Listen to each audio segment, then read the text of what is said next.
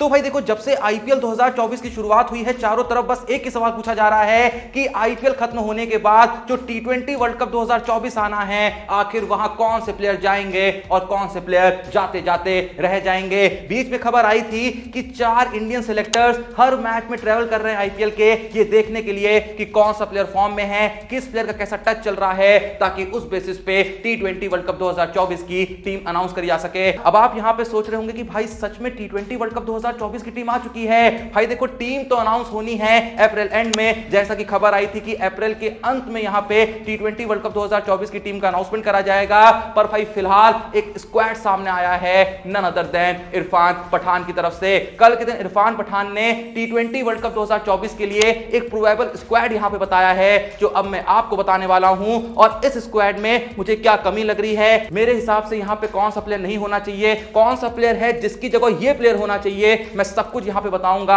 और वीडियो के एंड में आप लोग को मुझको बताना है कि ये जो टी20 वर्ल्ड कप 2024 का स्क्वाड हमारे सामने आया है, यहां पे आप किस प्लेयर को रखते और किसको बाहर करते। लेकिन इससे पहले कि हम उस स्क्वाड पे नजर डालें, भाई जल्दी से जाइए डिस्क्रिप्शन और पिन कार्ड में दिए हुए लिंक से क्रिकेट जंकी के टेलीग्राम चैनल को ज्वाइन कर लीजिए, क्योंकि कल के दिन एक बार फिर से भाई प्रेडिक्शन रही क्रिकेट जंकी की एकदम परफेक्ट। जो फैंटेसी टीम उन्होंने डाली थी मैच शुरू होने से पहले, सारे प्लेयर भाई उसी तरीके से चले हैं। जिसको लेके कहा गया था विकेट लेगा, उसने विकेट लिए हैं। जिसको लेके कहा गया था कि ये बंदा रन मारेगा, उसने रन मारे हैं। मतलब भाई सब कुछ एकदम परफेक्ट रहा है। तो भाई मैं तो यही कहूंगा कि अब भी देर नहीं हुई है। अगर हो तुम उन लोगों में से जो बनाते हो फैंटेसी टीम, तो भाई क्रिकेट जंकी के टेलीग्राम चैनल से बेहतर जगह कोई नहीं है, जहां फ्री पे आपको फैंटेसी टीम्स जानने को मिल रही हैं। बस आपको वहां देखना है कि टीम क्या है, कॉपी पेस्ट मारना है और मस्त भाई दिन खत्म होते होते पैसा ही पैसा छापना है। खैर फैंटेसी टीम तो तुम बना ही लोगे, लेकिन अब हम नजर डालने वाले हैं कि इरफान पठान के अनुसार टी20 वर्ल्ड कप 2024 में इंडिया की टीम कैसी होनी चाहिए। मैं यहां पे क्लियर कर दूं कि इरफान पठान ने 11 प्लेयरों की टीम नहीं बताई है, बल्कि 15 प्लेयरों का स्क्वाड बताया है। और इस स्क्वाड को उन्होंने 5 कैटेगरी में डिवाइड करा है: batters, allrounders, wicket keepers, spinners और पेसर्स। तो सबसे पहले अगर नजर डालें टी20 वर्ल्ड कप के लिए बैटर्स की लिस्ट पे, तो इरफान पठान ने यहां पे रखा है रोहित शर्मा को, यशस्वी जायसवाल को, शुभमन गिल को, विराट कोहली को, सूर्य कुमार यादव को और रिंकू सिंह को। इस लिस्ट से देखो बहुत हद तक मैं भी एग्री करता हूं, ये प्लेयर्स जाने चाहिए थे। रोहित शर्मा जाने ही जाने चाहिए थे, जायसवाल को भी होना ही चाहिए था। हां, अभी आईपीएल 2024 में रन नहीं आए हैं बल्ले से, लेकिन भाई बंदे ने बहुत मैच में ये प्रूव कर दिया है कि टी20 मैच में वो क्या तबाही मचा सकता है, आते ही किस तरीके से अकेले दम पे मैच बदल सकता है। तो उस बेसिस पे उसका टीम में होना या फिर कहें स्क्वाड में होना तो बनता ही है। जायसवाल के बाद जो यहां पे शुभमन गिल का नाम है, उनका नाम भी होना बनता ही था। उनके बल्ले से भी अभी तक कोई बहुत शानदार पारियां आईपीएल 2024 में देखने को नहीं मिली हैं, लेकिन भाई गिल पे भरोसा किया जा सकता है। गिल से आगे बढ़े तो भाई विराट कोहली तो होने ही होने चाहिए। कोई मूर्ख ही होगा जो ये कहेगा कि टी20 वर्ल्ड कप 2024 में विराट कोहली को नहीं लेके जाना चाहिए। अब तो रोहित शर्मा ने भी कुछ वक्त पहले ये कंफर्म कर दिया था कि टी20 वर्ल्ड कप में विराट कोहली के बिना जाना एकदम मूर्खता है, बेवकूफी है। तो विराट कोहली तो होंगे ही होंगे। उसके अलावा जो 2 नाम रखे हैं, सूर्य कुमार यादव और रिंकू सिंह, भाई ये भी होने ही होने चाहिए। सूर्य कुमार यादव टी20 में नहीं होंगे, टी20 वर्ल्ड कप में नहीं होंगे, तो आखिर कहां होंगे। और रिंकू सिंह भाई पिछले कुछ मैचेस से जिस तरीके से केकेआर के लिए फिनिश करते हुए आ रहे हैं, जिस तरीके से उन्होंने इंडिया के लिए कई मैचेस फिनिश करे हैं, उनका भी होना बनता ही था। तो यहां पे खत्म हो जाती है बैटर्स की लिस्ट। अब चलते हैं अगली कैटेगरी की तरफ, जो कि है ऑलराउंडर्स की। इरफान पठान ने यहां पे 2 ऑलराउंडर्स को जगह दी है। पहले हैं हार्दिक पांड्या, दूसरे हैं रविंद्र जडेजा।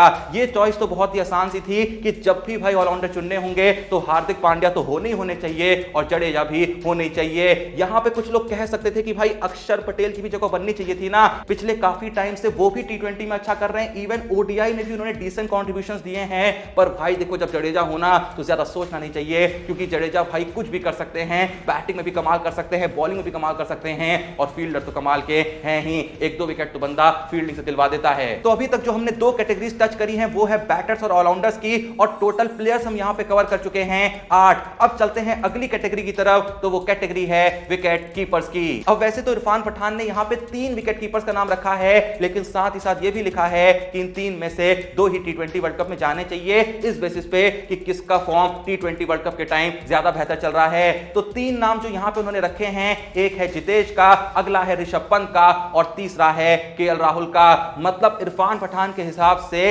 टी20 वर्ल्ड कप 2024 में ईशान किशन नहीं जाने चाहिए, संजू सैमसन नहीं जाने चाहिए, दिनेश कार्तिक नहीं जाने चाहिए। अगर आप मुझसे पूछें तो भाई मेरे हिसाब से केएल राहुल ने भी अभी कुछ ऐसा बहुत खास नहीं करा है कि उनका नाम टी20 वर्ल्ड कप के स्क्वाड में होना चाहिए। क्योंकि भाई देखो केएल राहुल मिडिल ऑर्डर में क्या उस तरीके की तबाही मचा पाएंगे जो तबाही हमें टी20 फॉर्मेट में चाहिए होती है, इस चीज को लेके फिलहाल तो कोई एश्योरिटी नहीं है। और वहीं पे ऋषभ पंत को भी लेके अभी हम एश्योर नहीं हो सकते हैं क्योंकि एक ही अच्छी पारी आई है। अब भी देखना बाकी है कि क्या सच में पंत इतना बेहतर तरीके से रिकवर हो चुके हैं, इतना बेहतर तरीके से फॉर्म में आ चुके हैं कि वो पहले के जैसे मिडिल ऑर्डर में आके चौके छक्के अपनी मर्जी से लगा सके। एक नाम जिसको लेके मैं फिर भी यहां पे श्योर हूं कि जितेश शर्मा होंगे। हां ठीक है, उन्होंने भी कोई बहुत बड़ी बड़ी पारियां नहीं खेली हैं, लेकिन फिर भी जितेश शर्मा को लेके एक एश्योरिटी तो आती है कि एकदम डाउन द ऑर्डर वो आएंगे और आके एक दो छक्के लगाएंगे। वैसे तो मुझे लगता है कि भाई देखो अगर इंडिया के ओपनर्स ना चलें, अगर जायसवाल और गिल का फॉर्म आईपीएल 2024 में बहुत अच्छा ना रहे और ईशान किशन के बल्ले से कुछ अच्छी पारियां देखने को मिल जाएं, तो इस बारे में भी सोचना चाहिए कि रोहित शर्मा के साथ ईशान किशन को ओपनिंग भेजना चाहिए। अगर कोई यहां पे सोच रहा है कि भाई किस बेसिस पे तुमने दिनेश कार्तिक के नाम को इग्नोर कर दिया, तो भाई मैं ये कहना चाहूंगा कि पहले तो दिनेश कार्तिक आरसीबी के लिए फिलहाल विकेट कीपिंग नहीं कर रहे हैं, सिर्फ वो बैटिंग कर रहे हैं। तो पता नहीं वो विकेट कीपिंग करने के लायक फिलहाल बचे हैं कि नहीं बचे हैं, क्योंकि उम्र हो चुकी है, उतना क्रिकेट में एक्टिव नहीं रहते हैं। तो यहां पे भाई ऐसा प्लेयर चाहिए जो बैटिंग तो कमाल की करे ही करे, लेकिन सेम टाइम पे विकेट कीपिंग भी अच्छी कर सके। और दिनेश कार्तिक पे देखो पता नहीं क्यों जब भी वो इंडियन टीम में आते हैं तो उतना भरोसा नहीं आता है। वो वैसे तो लीग्स वगैरह में अच्छा खेलते हैं, लेकिन जैसे ही उस बेसिस पे उनको इंडियन टीम में लाते हैं तो भाई 8 मैचेस में चलते नहीं हैं, एक मैच में चलते हैं और फिर से ये बता देते हैं कि भाई देखो जब बात इंडियन टीम की आ जाए मेरे पे ज्यादा भरोसा नहीं करने का। लेकिन जैसा कि हम सब जानते हैं कि भाई अभी तो आईपीएल की शुरुआत हुई है, अभी बहुत मैचेस होना बाकी हैं। वो अलग बात है कि अप्रैल के बाद मैचेस में क्या हो रहा है घंटा फर्क नहीं पड़ता, क्योंकि मैंने कहा ना कि अप्रैल एंड में ही सेलेक्टर्स टी20 वर्ल्ड कप 2024 के लिए स्क्वाड बता देंगे। अब देखो हमने इस चीज पे तो नजर डाल ली कि इरफान पठान के अनुसार विकेट कीपर्स यहां पे कौन कौन होने चाहिए। जैसा मैंने आपको बता दिया, इरफान पठान ने जितेश को रखा है, पंत को रखा है, केएल राहुल को रखा है और साथ ही साथ ब्रैकेट में यह भी लिखा है कि इन तीन में से 2 प्लेयरों को लेके जाना चाहिए। पर अब चलते हैं अपनी अगली कैटेगरी की तरफ, तो वो कैटेगरी है स्पिनर्स की। इरफान पठान ने 2 स्पिनर्स को यहां पे जगह दी है, एक है कुलदीप यादव, दूसरे हैं रवि बिश्नोई। यहां पे भूलो मत कि एक स्पिनर हमारा, एक मेन स्पिनर हमारा ऑलरेडी ऑलराउंडर्स की कैटेगरी में कवर हो चुका है, जो कि रविंद्र जडेजा। कहने को ऑलराउंडर हैं, लेकिन स्पिनर भी एकदम मेन ही हैं। लेकिन फिर भी अगर यहां पे स्पिनर्स कैटेगरी पे नजर डालते हैं, जैसा मैंने बताया कि इरफान पठान ने कुलदीप यादव और रवि बिश्नोई को रखा है,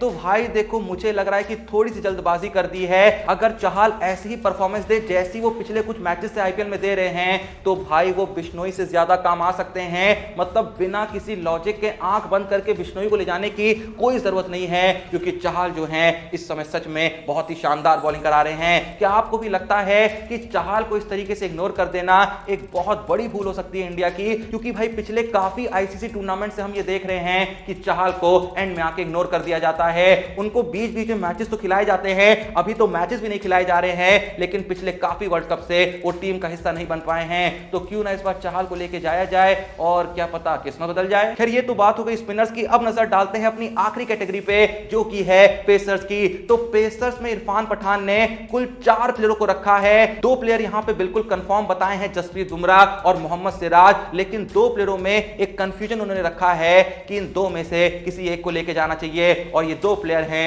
मोहसिन खान और अर्शदीप सिंह। इरफान पठान के अनुसार जो एक लेफ्ट आर्म पेसर वाला ऑप्शन है वो जरूर इंडिया को यहां पे रखना चाहिए, और उस ऑप्शंस में मोहसिन खान आ सकते हैं, अर्शदीप सिंह आ सकते हैं। फिर इन दोनों में से किसी एक को ले जा लें जो भी अच्छे फॉर्म में चल रहा हो। भाई मैं तो यहां पे मोहसिन खान और अर्शदीप सिंह के नाम से ज्यादा एग्री नहीं करता हूं। अगर सच में लेफ्ट आर्म पेसर चाहिए ना, तो भाई इन दोनों से पहले मैं खलील को ले जाना प्रेफर करूंगा, इन दोनों से पहले मैं नटराजन को ले जाना प्रेफर करूंगा। भले ही नटराजन ने अभी बहुत मैचेस नहीं खेले हैं, लेकिन भाई जिस तरीके से बॉलिंग करा रहे थे, मुझको तो पर्सनली उन्होंने अर्शदीप सिंह और मोहसिन खान से ज्यादा इंप्रेस किया था। वरना भाई अगर ये लेफ्ट आर्म पेसर वाली भसड़ नहीं रखनी है ना, तो आंख बंद करके मोहित शर्मा को ले जाओ। मैं लिख के दे रहा हूं भाई, बैट्समैनों की फट के हाथ में आ जाएगी, लेकिन इस बंदे को कोई रीड नहीं कर पाएगा। मुझे अब भी समझ में नहीं आता है कि इस बंदे के बारे में कोई कुछ बोलता क्यों नहीं है, कोई कुछ सोचता क्यों नहीं है। क्या सिर्फ ये रीजन है कि बंदे की एज 35 हो चुकी है? भाई क्या फर्क पड़ता है, अच्छी बॉलिंग करा रहा है, मस्त स्लोअर मार रहा है, और डेथ ओवर में तो कमाल की बॉलिंग करा रहा है। और भाई टी20 वर्ल्ड कप में डेथ ओवर्स में अच्छी बॉलिंग का कितना बड़ा रोल होता है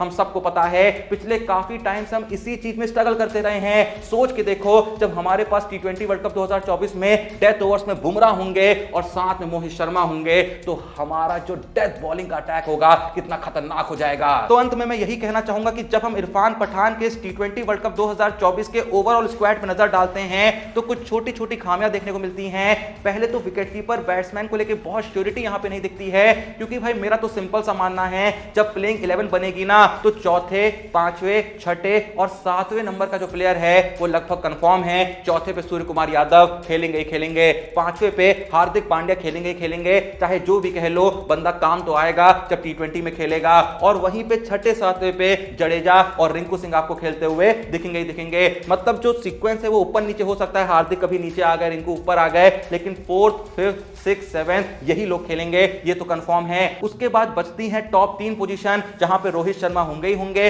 विराट कोहली होंगे ही होंगे। और उसके बाद अगर जायसवाल और गिल में से यहां पे एक प्लेयर खेलता है तो मसला ये हो जाएगा कि विकेटकीपर बैट्समैन कोई होगा ही नहीं। तो यहां पे हमें ऐसा विकेटकीपर बैट्समैन ढूंढना चाहिए जो या तो फिनिश कर सके या फिर मिडिल ऑर्डर में खेल सके। ऐसे में ईशान किशन शायद ज्यादा काम नहीं आएंगे, लेकिन देखो यहां पे मैं ये भी कहता हूं कि अगर जायसवाल और गिल का फॉर्म बहुत अच्छा नहीं रहता है आईपीएल में, ईशान किशन का फॉर्म बेहतर रहता है, तो भाई रोहित के साथ ईशान किशन को ओपनिंग कराओ, विराट कोहली को फर्स्ट डाउन भेजो, एक अच्छी टीम यहां पे बिल्ड हो जाएगी। या फिर ये भी कर सकते हैं कि मान लो संजू सैमसन अच्छा कर दे, या फिर केएल राहुल मिडिल ऑर्डर में आने वाले मैचेस में कुछ कमाल की पारियां खेल दें, या फिर पंत अच्छी पारियां खेल दें, तो भाई आंख बंद करके विराट कोहली और रोहित शर्मा से ओपनिंग कराओ। दोनों मस्त ओपनिंग करेंगे। विराट कोहली तो भैया खेल ही रहे हैं, बढ़िया मस्त फॉर्म में चल रहे हैं। रोहित शर्मा भले ही आईपीएल में ना चले, इंडियन टीम से आते हैं तो फोड़ फाड़ मचा देते हैं। तो मस्त भाई इन दोनों से ओपनिंग कराने का देखने में ही मजा आएगा। और उसके बाद फर्स्ट डाउन पे सूर्या भेज दिया, फोर्थ नंबर पे संजू सैमसन अच्छा खेल रहे तो उनको मौका दे दिया,